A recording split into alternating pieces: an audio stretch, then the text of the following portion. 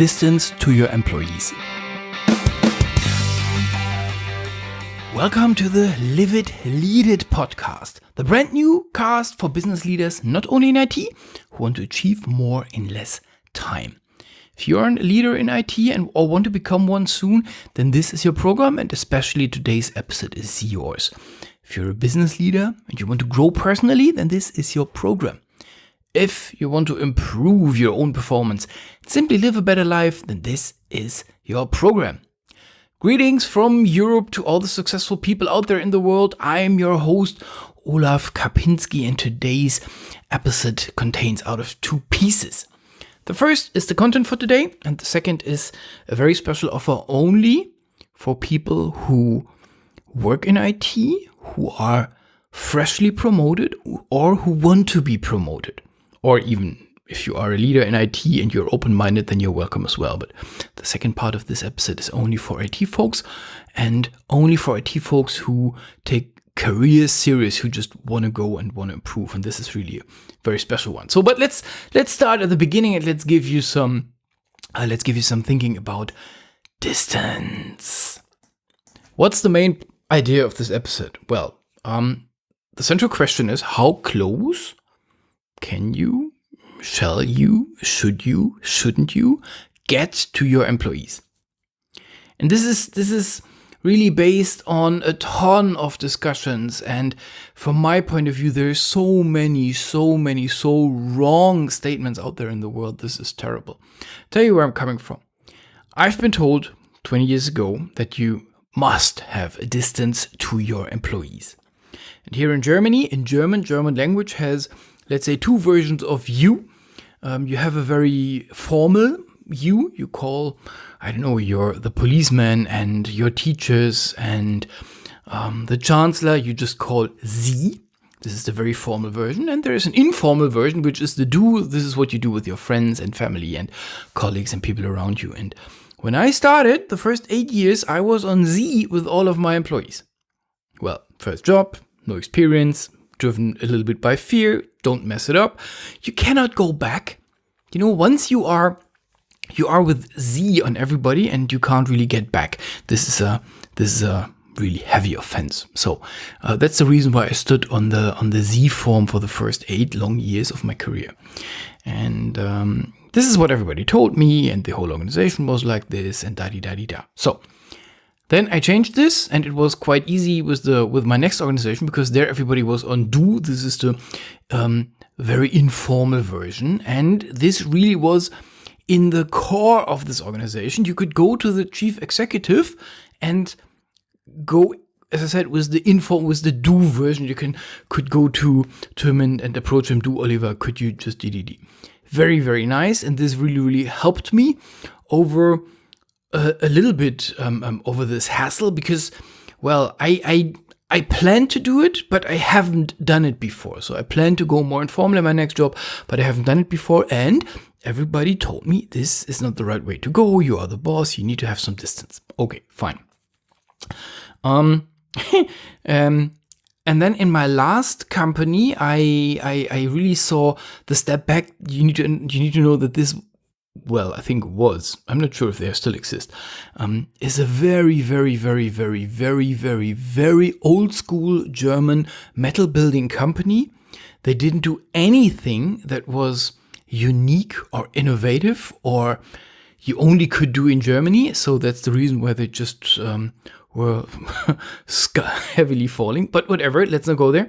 And they were, as I said, very old. The whole mindset of this organization was somewhere in the 1960s, 1970s. So everybody was on this very formal Sie. So, and yeah, the IT folks weren't, but everybody else was. So, and there I saw it again, this distance game, and oh no, and they played all the games that we know from the bad movies.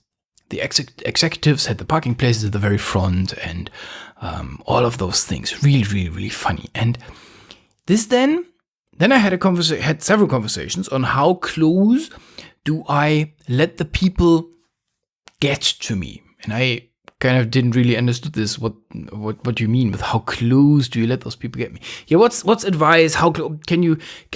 I mean, can we go on do, or do we need to stay on Z, or however we do this? And the main, to cut this down a little, I have two types of discussions, or had two types of discussions in the past. The one discussion was from old, and I must say a bit uncertain leaders who kept a big distance between themselves and their employees. And then I have had questions from people who were open-minded and a bit more relaxed, how close you can let the people go to yourself without breaking the relationship, the manager-employee, the boss-employee relationship. How close can you get to each other? Is friendship in the office possible when one is the boss and the other is the employee? And this is the idea. This is I want to share my ideas on this topic in today's episode. Let's start with. I mean, I believe you could hear it. I'm not a big fan of too much of a distance. And let me give you the two poles, the two extremes that I can see. The one extreme is that we overstretch this. What's the opposite of distance? This non-distance game. That you are so close to your employee that you are dependent on the employee. So this could be in man, women, man, women, love relationships, whatever you like and what you are. This can really happen if the couple can't separate private life from business life. I've seen a couple doing it excellently. They were working together. She was his assistant and they were married. And they had a very clear rule. They really lived in two worlds. They were not sharing or talking any word about business when they were back home. Because they were knowing that this was a tension field, that this was a little bit, could be a minefield. She was the assistant and she was working with other people than he was, and he was the director. So they really made it very, very well. But I've seen, on the other hand, I know enough couples where I could simply cannot imagine that this works, because both may take the trouble that you may face in the office or that you may create in the office, take it back home to bed, and this is garbage. So this is, I think, to me, this is the most right extreme of how you can let somebody get close to you. It is when you become dependent on that person. So this is, to me, this is the one extreme. The other extreme is that your employees just don't give a fart about you. And I really mean it. I had bosses like that. Well, I would help them in a car accident, but I wouldn't necessarily keep the bus door open for them. I would just pretend not to have seen them. So your employees are not interested in you. Maybe they are afraid of you. They just maybe actively hate you. Whatever it is, this is, to me, the other extreme. So I think the question is, where is the sweet spot between those two poles? And my take is a simple one. Let them get close to you. Let them be close as you think is reasonable. And I take the family picture.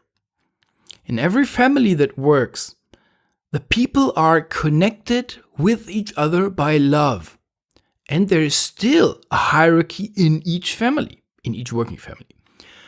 So when the mother or the father makes a comment, makes a statement, then this, depends on how old the kids are, but this happens. This is the law. So when they decide we go on vacation into the mountains, and we go on vacation to the mountains, yes, there's always a certain type of discussion, but when they say, okay, now lunch break is over, then lunch break is over. So I don't see that this is impossible to keep it up in the offices. So my take is, let the people get close to you, as close as you feel comfortable.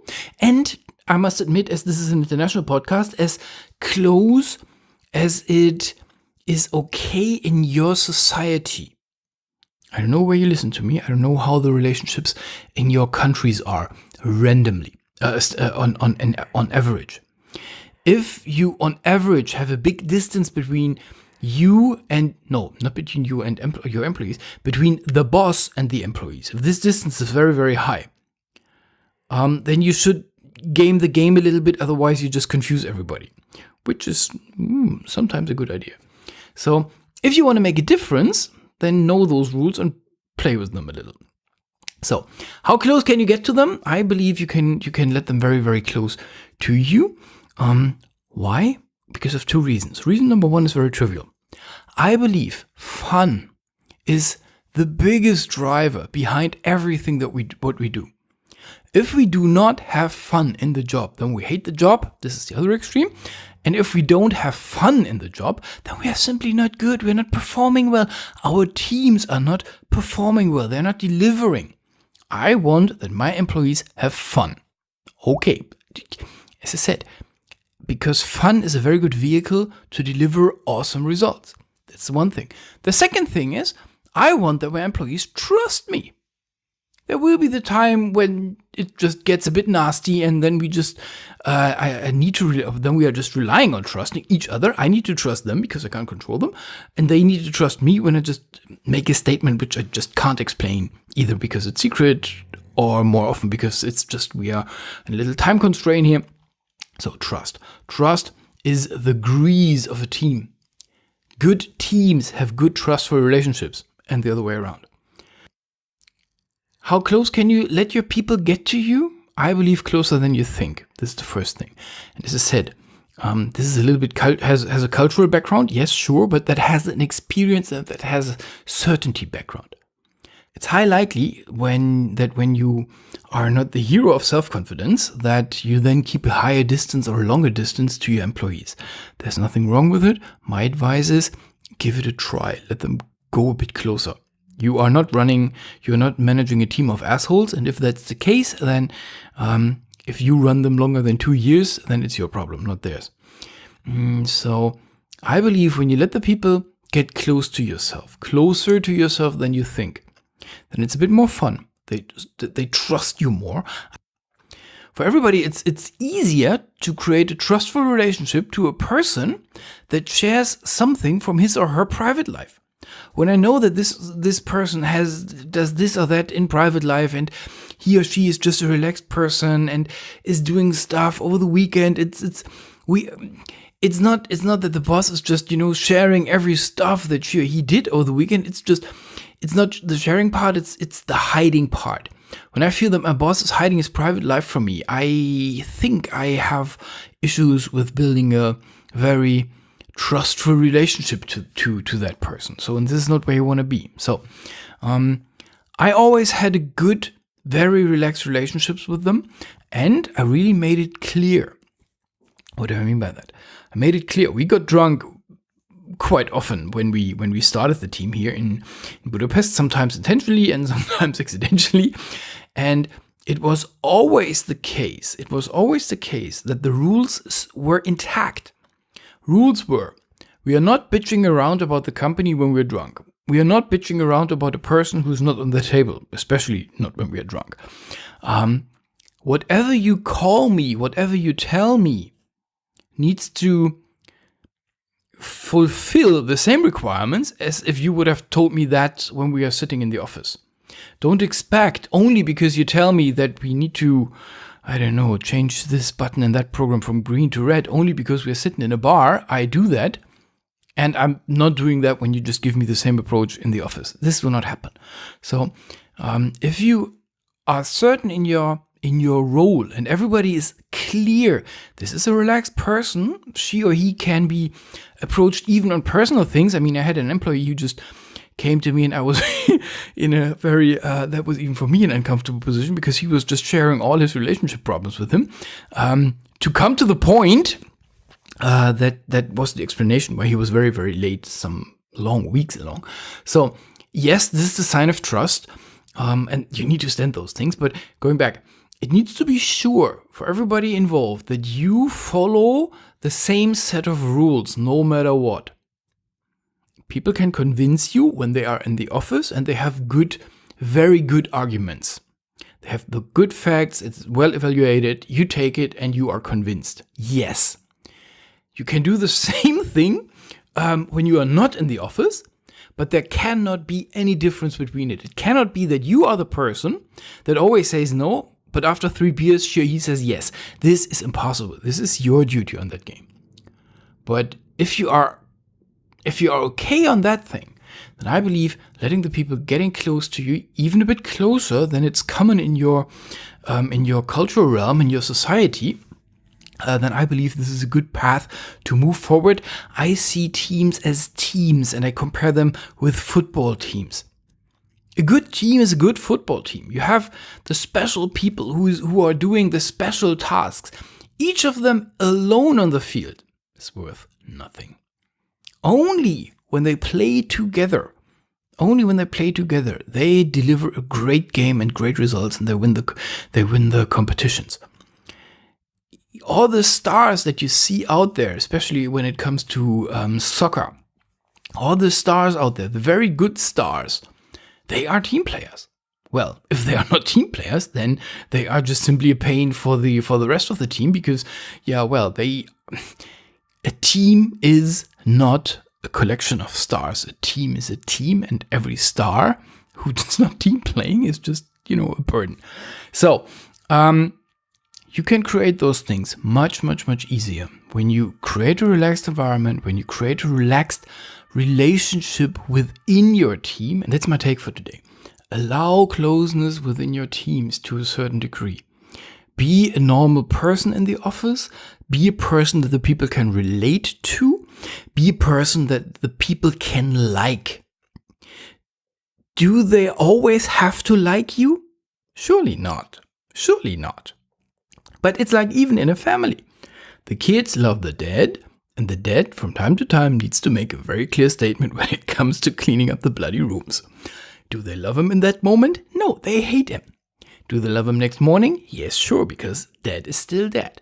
So I believe there's nothing wrong with creating some closeness within your team, creating some relationship, some affection within your teams, and don't be the old school, I am the god on my white marble throne and you are just the rubbish in the dust, so don't even look me in the eyes type of very old school leadership. So this is my take. How much distance is good? Not so much. Let the people get close to you. This is my take. So, and here's the second half or the second part of this episode. As I said, this is only interesting for you if you work in IT and you want to grow. If you're not working in IT or you don't want to grow, then just switch off and go to the next episodes. What I'm sharing with you is a thought, and then I make you an offer you can't resist. I need to work on this Italian accent. So what's starting? In September times, the IT Youngstars program starts. My IT Youngstars program is a 1 year group program for people who want to make their first step into leadership, or for people who made their first step into leadership and are just now leadership newbies. Or even we have some experienced leaders in the program who really enjoy it, for leaders in IT who are there some years but just want to improve. The beauty of that program is that, as I said, it lasts for a year. The content is delivered to you via podcast, special podcast only for Youngstars. There's a website where you can find all of that content. We will have 2 mastermind calls every month. It's a video call. So you have direct access to me. Direct access to me is the next thing. Direct access to me means all my Youngstars are free to approach me for coaching sessions. And it's really coaching sessions. They are for free. On average, I charge 150 euros per hour. But for the Youngstars, this thing is for free. What else do we have? We last year we did some meetups in Germany. Yeah, sure. I don't know where you live, but maybe I can't come over only for yourself. This is a bit expensive. We will have video content in there. We will have a Slack group running so that you can gather feedback and collect feedback. I will offer mastermind groups, which you then run by yourselves. So this whole thing will be done in English. This whole thing, as I said, is the library. So the library is a website where you can find the content when you need it. It is the curriculum. The curriculum is the podcast, which runs you with a thought through structure through all of that. And we start the first 8 weeks with your career planning. And regardless if you have been promoted or you want to be promoted, a career strategy is key to success. If you have no clue what you want to achieve, then you will not get there. What a surprise. This program, as I said, will start in September. And here's the offer.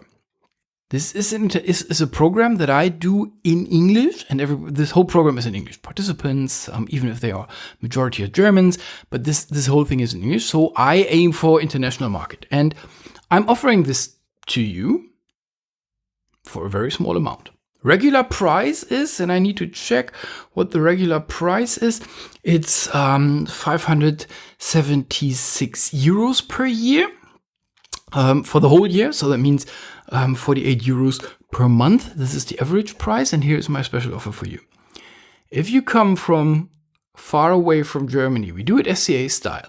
The further you come away from Germany, the cheaper it gets. So if you are interested in participating into the IT Youngstars program for a year and bring a little bit this international spirit in, write me, olaf@liveitleadit.com. I will make we will agree on a price that you kind of can't resist. And the beauty is, I keep this alumni price. So I keep this alumni price means the people who were in that game last year keep the price from last year, which is half of what we have today. So I can see that the price constantly improves or increases simply because the library gets larger and larger and larger. This thing gets more and more valuable. If you are interested in, jump in. It's a win-win game. You have cheap access to the IT Youngstars portal, and I have some international spirit in it. So this is the deal. If you're interested in, olaf@liveitleadit.com. If that for some reasons doesn't work, then maybe olaf@lebenführen.de. However you get in contact with me, let me know and we will agree on something. I'd love to have people from all around the world in that program, and I believe this is the time to jump on board. As I said, I stick to my word. Cheap. Yeah, it's cheap. The cheap price that we agree on now will follow you for the next years. And this all depends on 10,000 things. When the euro crashes down, then I can't keep this. But the idea is that the people keep their lower prices for the long time, because I just want to keep you in the game. I want that you improve along the time. So that's it from me. And now I say thanks very much for listening. Have a great one. That's it. Bye for now.